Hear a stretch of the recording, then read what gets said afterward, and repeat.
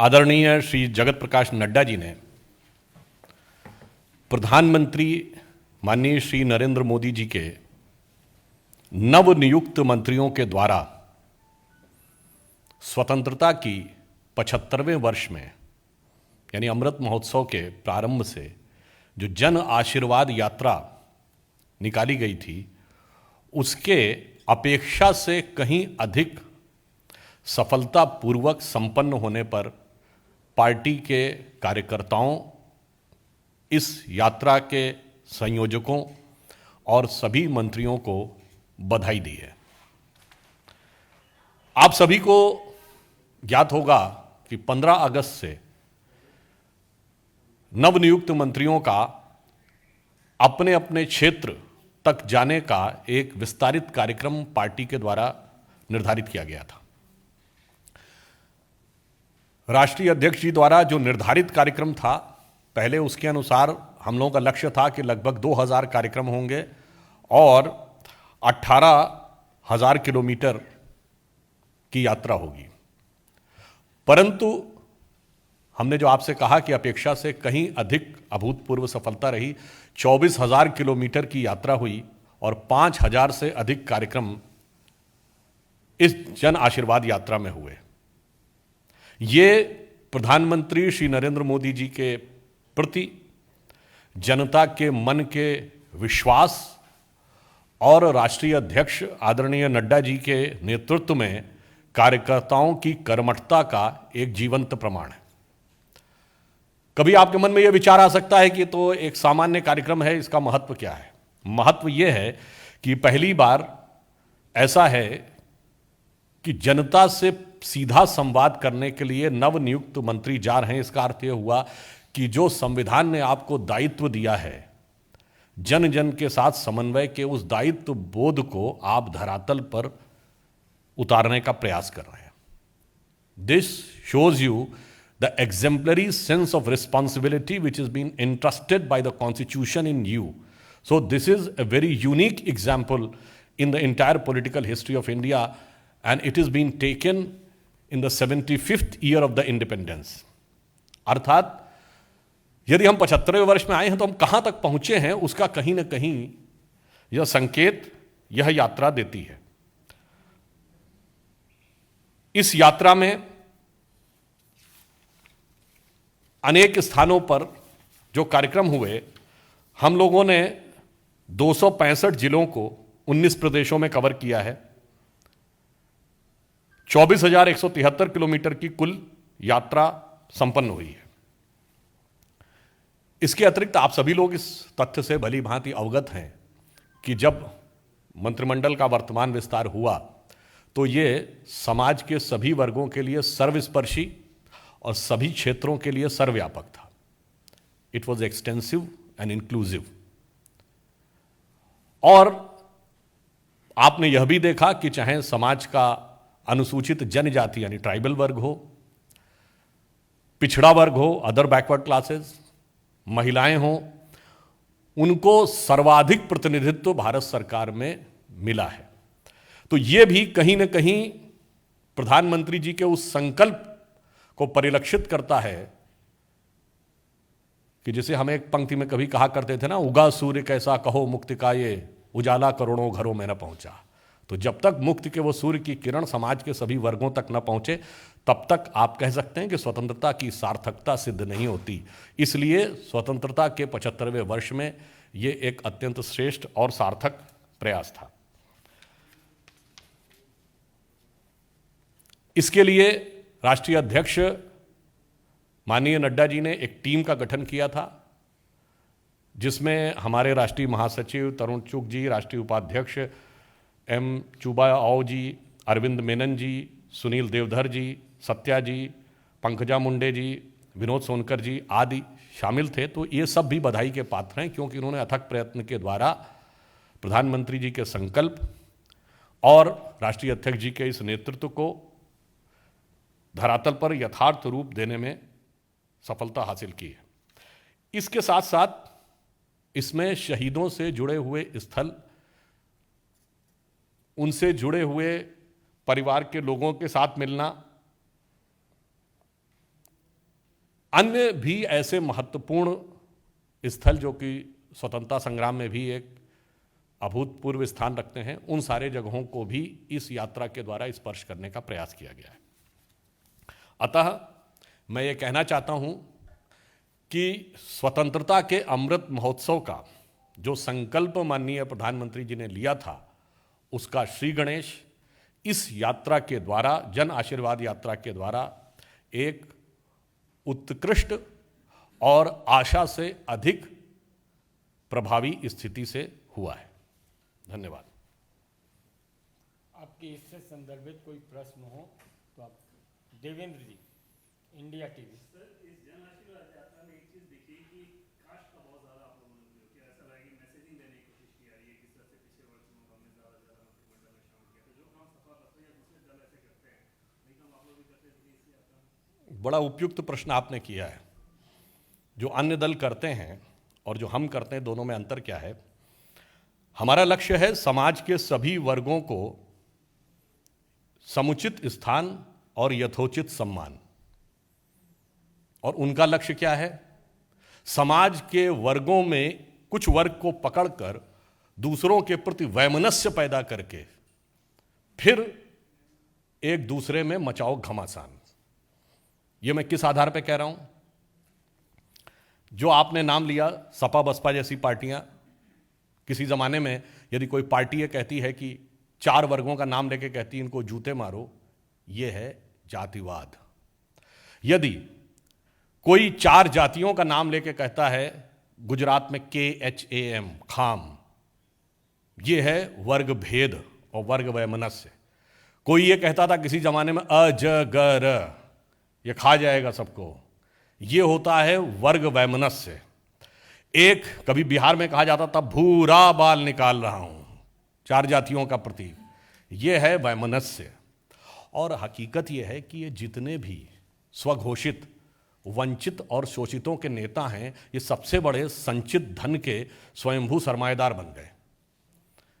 इन्होंने वास्तविकता में अपना वर्ग तो छोड़िए, अपनी जाति को भी कभी वास्तविक सत्ता नहीं दी। मुलायम सिंह जी, श्री मुलायम सिंह यादव, हम लोग बचपन में सुनते थे धरती पुत्र मुलायम सिंह, आखिर में केवल अपने पिता के पुत्र के पिता निकले। बहन कुमारी मायावती, आखिर में केवल अपने सगे भाई की बहन निकली।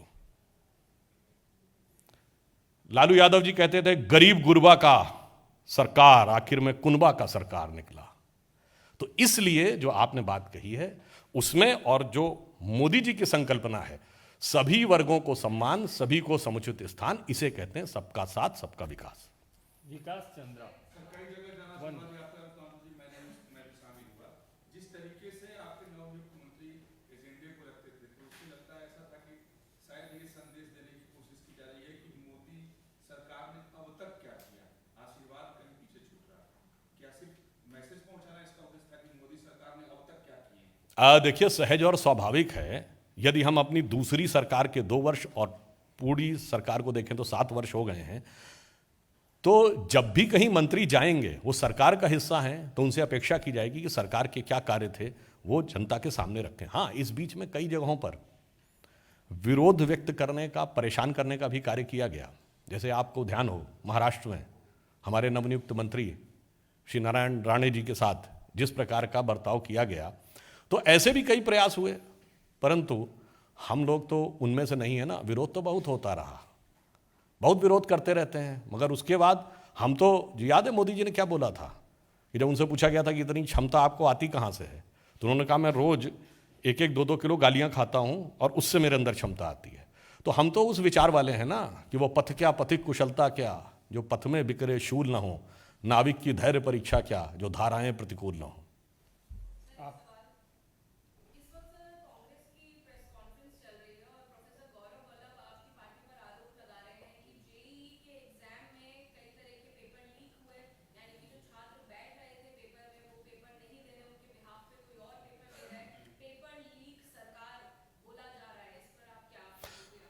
बड़ी विचित्र सी बात है कि यदि उनके अनुसार कार्य अभी यह परीक्षा चल रही है और पेपर लीक के बारे में और कौन इम्तहान दे रहा है उसके बारे में उनको बहुत पहले जानकारी है। तो इससे यह संदेह उत्पन्न होता है कि इस प्रकार के प्रवृत्तियों में जो लोग संलिप्त होते हैं उन्हीं के मन में ऐसा विचार आता है। और जहाँ तक पारदर्शिता की बात है, हमारी सरकार पूरी तरीके से प्रतिबद्ध है और प्रतिभागियों की सुरक्षा के लिए भी प्रतिबद्ध है। यानी जो हमारे एस्पिरेंट्स हैं वो एग्ज़ाम देते समय उनकी कोविड की वजह से पूरी सिक्योरिटी भी रहे, और इसके अलावा जो transparency and clarity on that issue और गवर्नमेंट इज फुल्ली कमिटेड। मांग तो बहुत सारी होती रहती है। दो प्रकार की मांगे होती हैं, एक होता वाइल्ड एलिगेशन, एक होता सब्सटेंटिव एलिगेशन, यानी हवाई आरोप और तथ्यात्मक आरोप। यदि कोई तथ्यात्मक विषय होता है तो सरकार उसको गंभीरता से लेती है।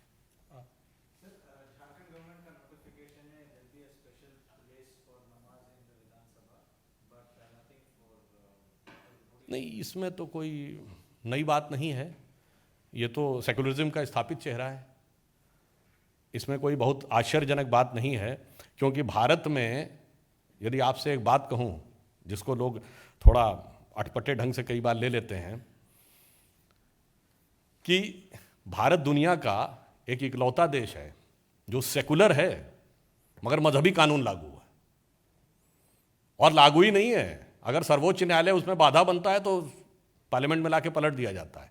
तो ये उसी परंपरा के लोग हैं जिनके लिए, जो मैंने अभी बोला ना, वर्ग भेद वर्ग वैमनस्य के द्वारा अल्पसंख्यकों में खौफ पैदा करके उनका वोट पाना, हमारा उद्देश्य है विश्वास पैदा करके उनका वोट पाना। पवन जी, सर, कल मुजफ्फरनगर में किसान महापंचायत का आयोजन किया जा रहा है। राकेश टिकैत कह रहे हैं कि अब से आगे भाजपा के खिलाफ हम लोग प्रचार करेंगे। तो अब से पहले वो क्या कर रहे थे? मतलब वो कोलकाता चले गए थे। उत्तर प्रदेश में मैं पूरी विनम्रता के साथ कहता हूं कि 75 जिले हैं, आप 15 जिले बता दीजिए जिसमें आंदोलन चल रहा हो। तो इससे पहले भी अब बिल्कुल स्पष्ट था वो पंजाब भी जाएंगे, कोलकाता भी चले गए थे। तो बहुत स्पष्ट है कि जो उनका आंदोलन है वो राजनीतिक अधिक है और वास्तविक कम है। एक minute, Himanshu Republic. Sir, Congress party, अभी आपने बात की, तमाम विचारधारा की बात की, सेक्युलरिज्म की बात की, लेकिन कांग्रेस पार्टी की तरफ से कई लोग ऐसे हैं जो बार बार तालिबान को लेकर बयानबाजी करते रहते हैं, तालिबानी सोच का समर्थन करते हैं। इरफान अंसारी हैं, कांग्रेस के एमएलए, पूर्व अध्यक्ष हैं झारखंड के, वो भी कल कह रहे थे कि अमेरिकन फोर्सेज ने वहाँ पर जो है बहुत ज़्यादा एट्रोसिटीज़ की अफगानियों पर, इसलिए आप अफगानी जो हैं बहुत खुश हैं। क्या कहना चाहिए? देखिए, आज हम लोग इस विषय पर ही उत्तर देना चाहते थे, परंतु आपने कहा है तो जो मंजर टीवी चैनलों पर आप सबने देखा है, और अब तो सोशल मीडिया पर भी जो मंजर अवेलेबल है वो क्या है, उसमें किसको कितनी खुशी है और किसको कितना कष्ट है, ये बहुत सहजता से अपनाया जा सकता है। जहाँ तक हम जिसकी बात करते हैं, देखिए, हम तो उसकी बात करते हैं कि आजकल काबुल का बड़ा जिक्र चलता है, और अभी 2 दिन पहले ही जन्माष्टमी गुजरी है। शायद आप लोगों में से बहुत लोगों को पता होगा कि भगवान कृष्ण के एक बहुत बड़े भक्त कवि हुए हैं सैयद इब्राहिम रसखान, जिनके बारे में क्या कहा जाता है कि उनका जन्म काबुल में हुआ था। और काबुल में पैदा होने के बाद उन्होंने क्या लिखा, उनकी बड़ी प्रसिद्ध रचना आपको ध्यान हो ना, मानुस हो तो वही रसखान बसों ब्रज गोकुल गांव के ग्वारन, और जो पशु हो तो कहा बस मेरो चरो नित्यानंद की धेनु मजारन। मतलब मुस्लिमों के ये कहा पहले तो कि मेरा अगला जन्म हो, और हो तो मनुष्य के रूप में हो तो ग्वाल बालों के बीच में, पशु के रूप में हो तो नंद बाबा की गायों के बीच में। ये थी सामंजस्य की संस्कृति, और वो वहां पहुंच गई। तो वो संस्कृति का झगड़ा आज तक वही चला आ रहा है। ये लोग वही हैं जिनका उद्देश्य हमेशा, जो मैंने कहा ना, वर्ग वैमनस्य और विद्वेष पैदा करना। मोहित भट्ट, टाइम्स नाउ। सर, यही सवाल था जिन्होंने पूछा था, झारखंड वाला जो इशू था। सर, वहाँ पे जेएमएम और कांग्रेस एक साथ है। यूपी के चुनाव आते हैं तो कांग्रेस सॉफ्ट हिंदुत्व की बात करती है, ब्राह्मणों से मिलने की बात करती है, हिंदू वोट बैंक को एक साथ लाने की बात करती है। सॉफ्ट हिंदुत्व का टारगेट रहता है। यहाँ पे एक स्पेसिफिकली कमरा बनाया जाता है सिर्फ नमाज के लिए। तो क्या आपको लगता है कि एक लीडरशिप में कंफ्यूजन है कि आखिरकार करना क्या है? जहाँ चुनाव वहाँ सॉफ्ट हिंदुत्व, जहाँ नहीं है वहाँ पे एक तरह से माइनॉरिटी अपीसमेंट है। देखिए, मैं सिर्फ ये कहना चाहूँगा कि भारत की जनता बहुत प्रबुद्ध है, बहुत विवेकशील है। जिस भक्ति का वो प्रदर्शन करते हैं, आप सबने पंचतंत्र में भगत और बगुला भगत दोनों की कहानी पढ़ी होगी तो भारत की जनता का मानस उस नीर क्षीर विवेक में सक्षम है जो ये तय कर सकता है कि कौन भगत है और कौन बगुला भगत है। सुदेशना घोषाल, टीवी 9। सवाल है, आज इलेक्शन कमीशन ने ओडिशा और वेस्ट बंगाल की बाय इलेक्शन का डेट ऐलान किया है, क्या कहना है? देखिए, ये चुनाव आयोग का अपना सर्वाधिकार है कि वो किस आधार के ऊपर और किस तिथि में जो भी व्यवस्था की दृष्टि से वो देखते हैं वो उपचुनाव की घोषणा करते हैं, तो उसका हम स्वागत करते हैं। एहतशाम अहमद, टीवी 18। प्रधानमंत्री इसी महीने अमेरिका की यात्रा पर जा सकते हैं, क्या आपको लगता है इससे दोनों देशों के बीच में संबंध और बेहतर क्या उनका इनिशिएटिव है? प्रधानमंत्री ने जिन जिन भी देशों की यात्रा की है विगत वर्षों में, आपने देखा होगा कि वहाँ से भारत के सिर्फ कूटनीतिक ही नहीं, सिर्फ आर्थिक ही नहीं, सांस्कृतिक संबंध भी प्रगाढ़ हुए हैं। प्रधानमंत्री जी ने आने के बाद विदेश नीति और कूटनीति को एक नया और व्यापक आयाम भी दिया है। अंतिम प्रश्न। सुधांशु जी, आज ही तस्वीरें आई हैं अभी कि पाकिस्तानी खुफिया एजेंसी के चीफ ISI के चीफ काबुल पहुंचे हैं एक डेलीगेशन के साथ। इसको किस तरह से देखते हैं, क्योंकि लगता है कि पाकिस्तान एक तरह से बेनकाब हो गया, पहले इस पर्दे के पीछे काम कर रहा था, बातचीत करने वो पहुंच गए हैं काबुल। देखिए, इसमें तो किसी को कोई संदेह ही नहीं था कि उनका क्या रोल है, और जिस विषय में वो कुछ भी बोले, उनके तो पूर्व राष्ट्रपति जनरल मुशर्रफ एक्सेप्ट कर चुके हैं कि हमारी गलती थी कि 80 के दशक में हमने अपनी ज़मीन को यूज़ होने दिया। तो मैं सिर्फ ये कहूँगा कि उस मुल्क के बारे में क्या बोलना जिसके बारे में अगर कहा जाए तो हकीकत में कभी आज़ाद हुआ ही नहीं। सन 47 से पहले लंदन की हुकूमत उसका मुस्तकबिल तय करती थी, उसके बाद वॉशिंगटन तय करता है, अब बीजिंग तय करता है। तो जो पूरी तरीके से सजदे में रहते हैं, किसके? बीजिंग वालों के, जो अपने को ऑफिशियली नास्तिक कहते हैं यानी मुनाफिक, उसके आगे इस्लाम का परचम उठाने वाला पाकिस्तान जिस कदर नतमस्तक रहता है, तो आप समझे जा सकते हैं कि उनकी स्वतंत्रता, उनकी निष्ठा या उनका ज़मीर क्या है, तो उसके बारे में टिप्पणी करने की क्या आवश्यकता है। बहुत बहुत धन्यवाद। अब नहीं, अब हो चुका। नमस्कार, मैं हूं मानक गुप्ता। अगर आपको हमारा ये वीडियो पसंद आया हो तो इसे लाइक और शेयर जरूर करें, और हां, हमें सब्सक्राइब और फॉलो करना ना भूलें ताकि आप देश और दुनिया की कोई खबर मिस ना करें। तो जुड़े रहिए हमारे साथ और देखते रहिए न्यूज़ 24।